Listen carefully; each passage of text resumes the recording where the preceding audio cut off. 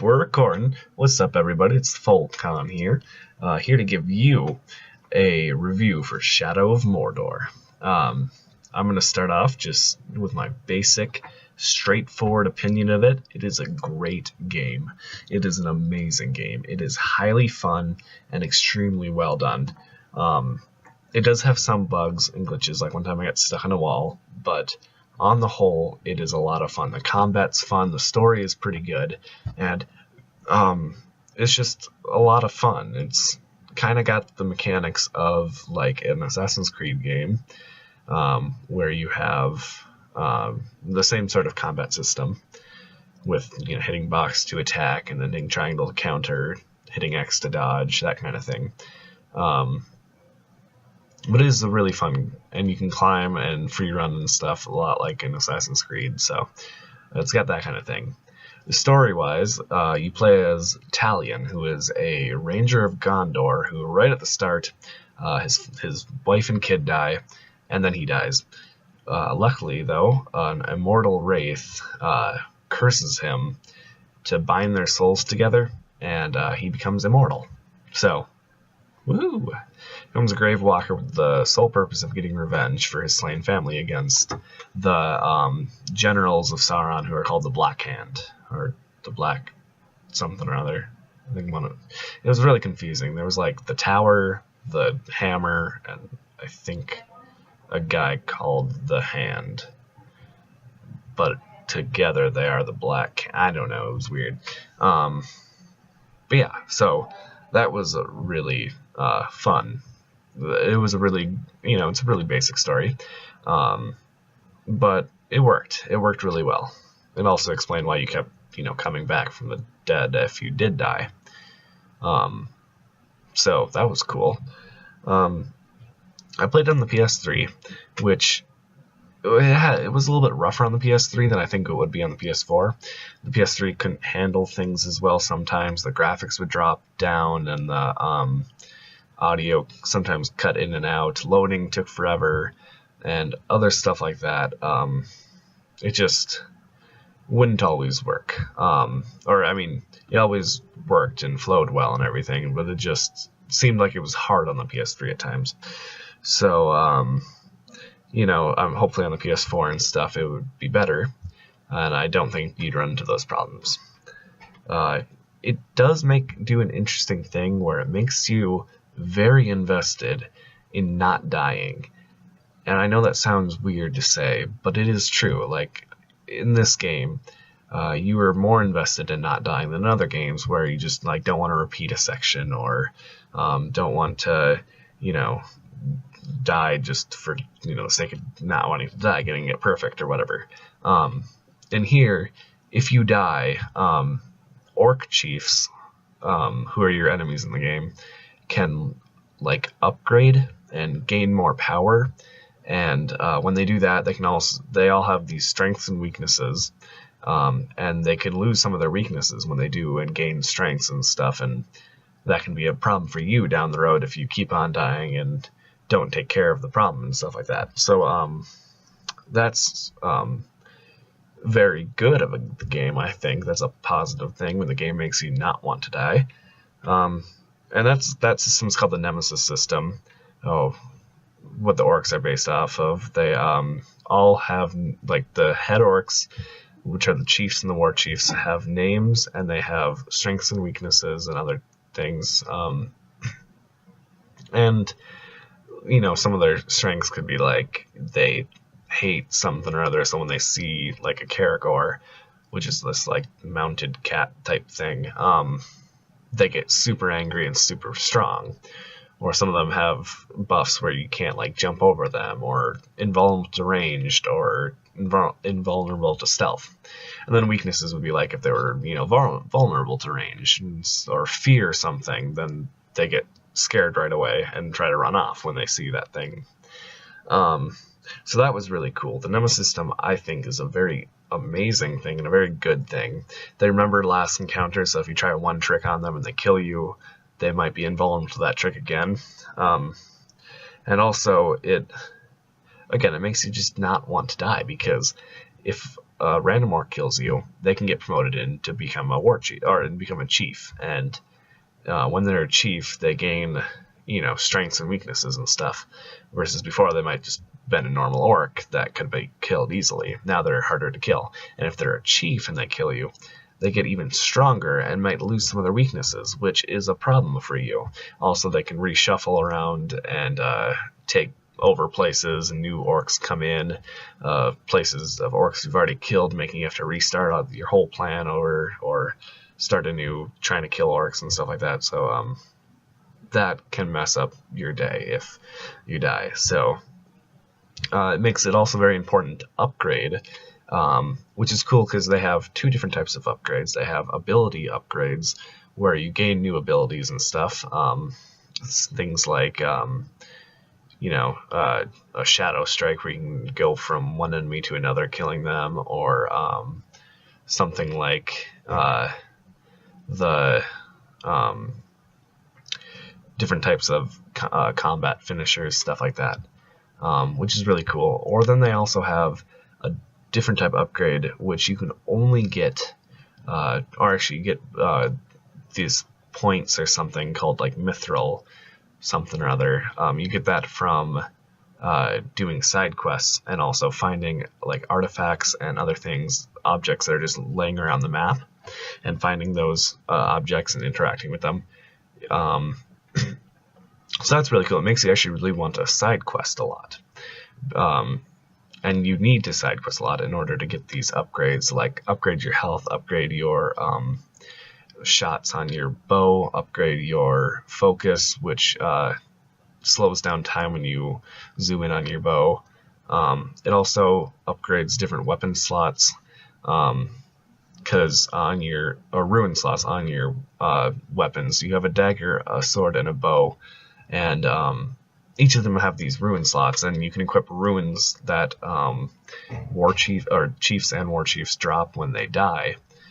And so they give you just, you know, minor perks like gaining some health back when you could do a stealth kill or something like that, which can really be helpful, especially later in the game. So you want to side quest a lot in order to get these upgrades so you become stronger. They also unlock these finishing moves, or not finishing, but like these ultimate attacks where you can do like unlimited flame shots in 20 seconds, unlimited stealth kills in 20 seconds, or unlimited takedowns for 20 seconds. So it is extremely important to do these side quests, which, you know, kind of can be annoying. Like I didn't want to start the last couple missions until I upgraded everything, so I didn't die, because again, you don't want to die. So that got a little bit long, just running around trying to find these, you know, last little things to do and stuff. But you know, if you're 100% a completionist, you do need to complete a lot of this stuff in order to do this, or in order to make the game easier on yourself. So that's a plus, I think.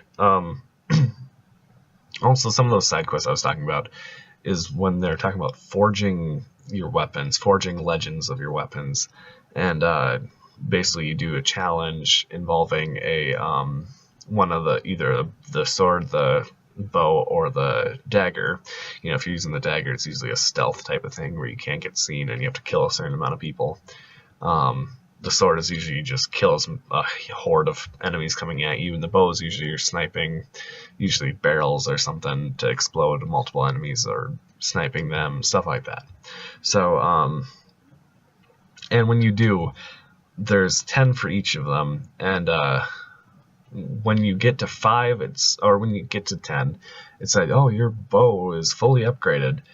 But to be honest, I didn't really notice a difference between it at the beginning and at the start. Mostly because it at the beginning and at the end, because it doesn't really tell you, you know, how much damage it's doing or anything. So, for all I know, it wasn't doing anything else, which kind of seemed pointless to have, besides the fact that it did give you a lot of that mithril stuff. So that's why I did the thing, not to upgrade my bow, but to get the mithril. But it just seemed kind of weird that they were kind of advertising it for, upgrading your bow or dagger or sword, when I really don't feel like it made any difference on that end. But you still want to do them to get the mithril to upgrade, because they give you the most amount out of everything, besides maybe freeing slaves. And there were some annoying parts throughout the game, mostly when you die, because when you die, your enemies get increased in power, and so when you die a couple times in a row, they can become pretty hard to kill, because they're like invulnerable to everything, and they just become a real nuisance. Again, that's not necessarily a bad thing for the game, because that is a good sign that the game is doing something right. So it just can get annoying. So if you're someone who, if you keep on dying, is easily discouraged, this game maybe not for you, but I would still recommend it, because it's not too hard not to die. You die a lot at the start, or you can die a lot. Near the end, it gets a lot easier to not die. But yeah, at the start, it's a little difficult at times. And that can be annoying. Also, can be really slow when you're doing some of these sneaking sections where the mission's over if they see you, but then it doesn't really ask you to restart. You just have to abandon it. So then, you're standing in the middle of an orc territory that was a mission but isn't anymore, and they still see you and still try to kill you. So then you have to get your way out of that before you can restart the mission. Again, that's just a minor thing. So it's a really good game. And those are just minor annoyances. It's also a little repetitive. Again, you're doing really the same thing over and over, which is, hunting down orc captains and slaying them. Or actually, near the end of the game, you unlock, or once you get a lot of the upgrades, near the end of the game, you have this upgrade, which I call the upgrade making bitches, because that's what you do. You basically make the orcs your bitches. You take over their mind and control them. You don't or at least they start fighting for you. The AI starts fighting for you, so that's cool. And once you unlock that, the game becomes significantly easier, because you can. What I did is I took over every single orc chief and orc war chief's mind, so that they're literally all the so-called enemies were all under my control. Which also made the last level really easy, because they join you on the last level, all the orcs you took over, fighting all the hands of Sauron or something, I don't know, talons, something like that. So that's really fun too, making them, and that makes it a lot easier. But it does get repetitive, tracking down different orcs to either kill them or make them your bitch. So that's something. And it was where I would have some time, and I'd be like, do I want to play Shadow of Mordor? It's a fun game, but I'm still far away from actually being able to do anything, because it just takes a lot of time. It's very time consuming, and that's partially because it just sucks you in, and 4 hours go by and you don't even notice, which is a good thing in a game. But before you start the game, sometimes it just makes me wonder and stop and be like, do I want to? Maybe it's kind of the same thing the whole time. Sneak around, kill people, or just charge in and kill people.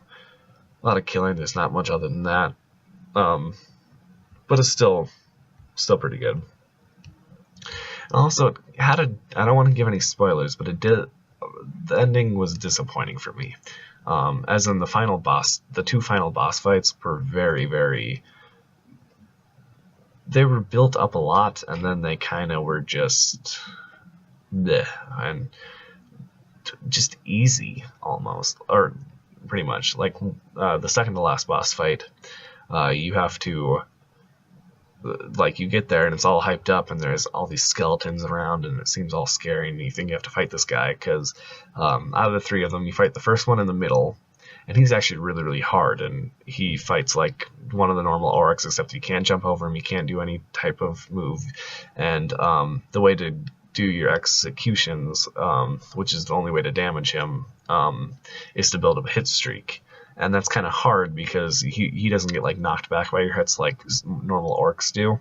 So he'll just hit you if you try to start building up a hit streak against him.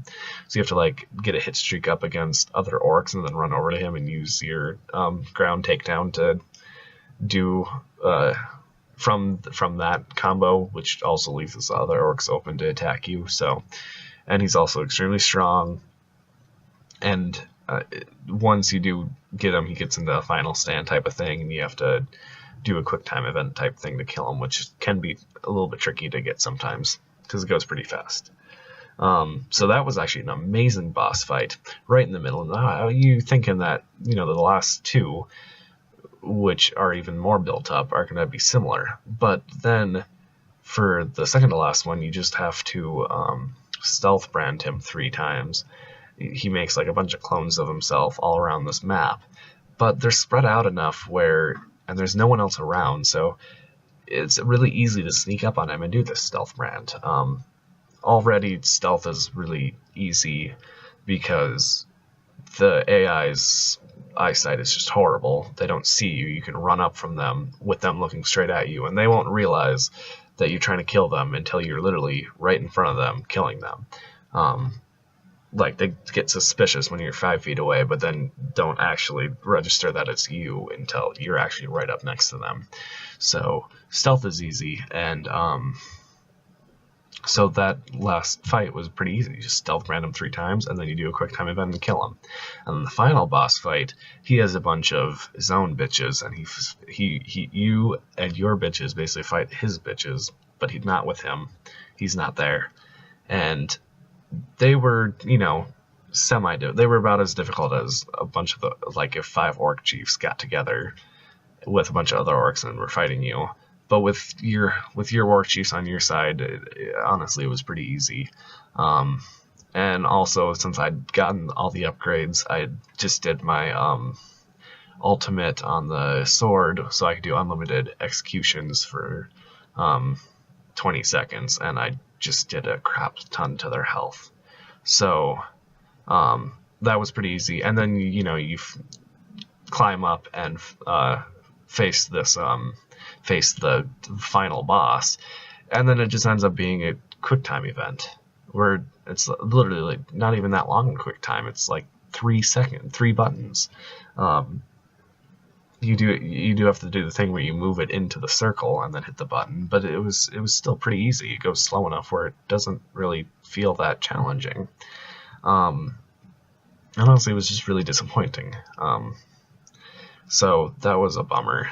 It was completely hyped up and then just blown out, which was kind of annoying. But other than that, it was a pretty good story. They introduce outcasts, and they introduce these raiders who are like pirates, basically, which is cool. But the whole time, Talion, I feel like, has a character flaw or something where he is, I'd say, weird, because at the start, you know, he becomes immortal, basically, and he thinks, oh, this is great, I can use it to get revenge. But near the end, he starts to be like, oh, I'm not doing this to help you guys or to get revenge. I'm just doing this because this is the only way I can finally die, go to, you know, rest my soul. Which, I don't know, just seems really, really weird, because most people don't complain about not dying, or about, most people don't complain about not dying, and don't want to go to death, would rather stay alive and, you know, get the revenge. And so it just seemed completely weird, because near the end, spoiler alert, it's revealed that the Wraith could have detached from your soul and removed the curse at any time and let you die, and still can. But he had told you that you had to kill the Black Hand first, and then it would be broken. So Talion's all like, "What? What the heck, man? I could have died. You could have let me die at any point. Why am I doing this?" And then I was sitting there thinking, dude, why are you complaining? He made you immortal and made you able to, take your revenge on the Black Hand for killing your family. Why do you want to go to your death? I mean, he makes part of it like, oh, like he has these flashbacks, and it's like, or he has these, I don't know, schizophrenic visions where suddenly his son's there and like, oh, why are you killing people, Dad, for me? Why don't you come to the grave? And I'm like, why are you thinking like that? Get the revenge and then you can do it. Whatever. So, I don't know, that was just weird. But on the whole, it was a pretty good story. The characters were interesting. The combat's fun. The overall is really, really fun. The final verdict, I give this 9 orc heads on a platter out of 10. Thank you, and remember to like, comment, and subscribe. If you have your own opinion on Shadow Mordor, leave it in the comments below. Be on the lookout for Block Soldier episodes, soon to be coming. Hopefully, we are trying to get those done for you guys. The first 5 were amazing. I love them. And if you're getting a little anxious or a little wanting of this, I have released 2 videos, Dumbutt Plays Outlast. Feel free to check those out. Those might scratch an itch for Dumbutt. I know you guys need Dumbutt in your life. So, yeah. Peace out, guys. See you later.